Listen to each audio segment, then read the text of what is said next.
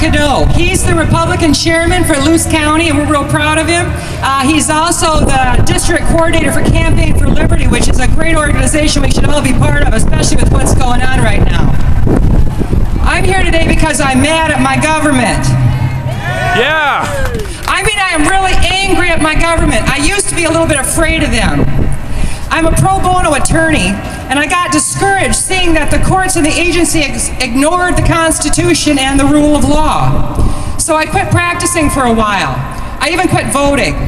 I decided to homeschool my kids. I was going to keep them out of the government schools. I was going to keep our heads down and under the line of fire, you know. But I don't feel that way anymore. And I'm encouraged that a lot of people are beginning to speak up. I'm angry that Michigan, which was once the promised land for people seeking honest work and a good life, is hemorrhaging like no other state in the country. The state and local debt equals about $7,000 for every man, woman, and child. And that amount goes up every time somebody leaves Michigan to find a job. Since 2000, we've lost 324,000 private sector jobs. We're in a single state depression, yet the government keeps growing. Government consumes and industry creates. But the healthcare plan, HR 3200, makes me really angry. There are lots of citizens who do without medical care. Of course, we don't really know how many, because every number I've ever seen includes illegal aliens. Healthcare reform is required, but putting the government in charge of it is such a mistake. Everything the government runs is broken. Social Security, Medicare, Medicaid, the post office, they're all bankrupt. They don't have any need to provide what customers require like private industry does.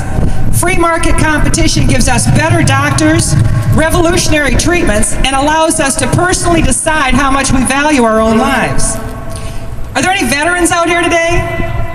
Hey!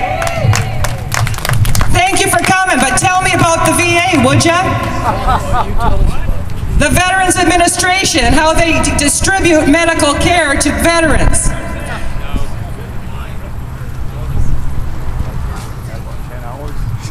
Our veterans have earned the best health care that government can provide.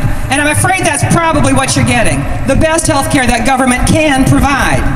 None of the vets that I know would wish the nightmare that they experience with the medical bureaucracy on the rest of the country. It's not the government's job to decide who gets treatment. It's none of their business. You know what my president said yesterday? I read it in the Washington Times. He is so very arrogant. He said that there is a vast Republican conspiracy to kill his health care plan. He said they don't want to give me a victory. He's taking this thing personally. He thinks it's about him. Submitting our physical bodies to government control from birth to death is supposed to be his personal trophy. Anybody else got a problem with that? Yeah. I also have a problem that he thinks that our opposition to government-run health care is just a political ploy. He doesn't believe we're actually considering our grandmas and our unborn babies. Shame on him. This is not a partisan issue. This is human life we're talking about. But the administration's choice of advisor should give us a clue about the value they place on human life. John P. Holdren is Obama's chief science advisor. In 1977, he wrote a book called Eco Science, Population, Resources, Environment. And this is a quote from the book. Indeed, it has been concluded that compulsory population control laws, even including laws requiring compulsory abortion, could be sustained under the existing Constitution. He even writes about putting sterilizing agents in our water supply and our staple foods. Boo! Another key advisor to the president, Dr. Ezekiel Emanuel, has taken heat for his discussion of rationing health care. And here's a quote from him in late 1996. He says, "Services provided to individuals who are irreversibly prevented from being or becoming participating citizens are not basic and should not be guaranteed." Now, what is a participating citizen? Remember Terry Schiavo?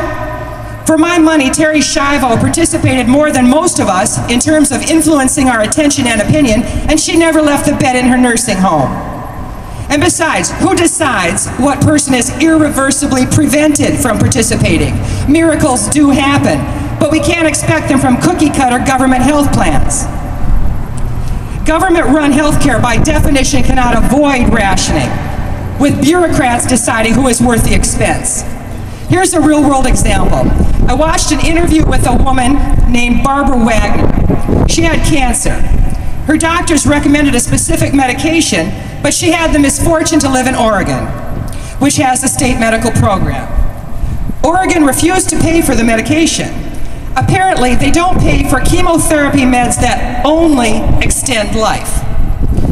Instead, Barbara got a letter. They offered her some other help, and here's a quote from the letter. They offered her physician aid in dying. This is government-sponsored and financed assisted suicide. I can't imagine a harder blow than hearing that your life has no value. How have we sunk this low? People matter, every one of them, but not in Oregon. Oregon's program started 15 years ago, and since then there have been breakthrough treatments, and they've been used regularly in other places. But the Oregon plan has no mechanism to recognize these new treatments. It's bad enough that FDA regulations keep new drugs off the market for years, and they put physicians in jail for using treatments that are commonplace miracle cures in other countries. There's no way for a statutory program to keep abreast of all the medical possibilities. Again, less regulation, not more, is key to the highest quality and the lowest cost. And, of course, individuals must be valued, not just as the percentage of likelihood of successful treatment. I've been thinking a lot lately about Lincoln's Gettysburg Address. You know, at the end of it where he says that our government is of the people, by the people, and for the people? Government is heartless, and this cold entity must not be permitted to make crucial, life-altering decisions for our loved ones. H.R. 3200 must be opposed. It is basic population management. They want to manage us like cattle. And this, of course, is of the government, by the government, and for the government. Human life has inherent, intrinsic value, whether the government believes it or not. Yeah.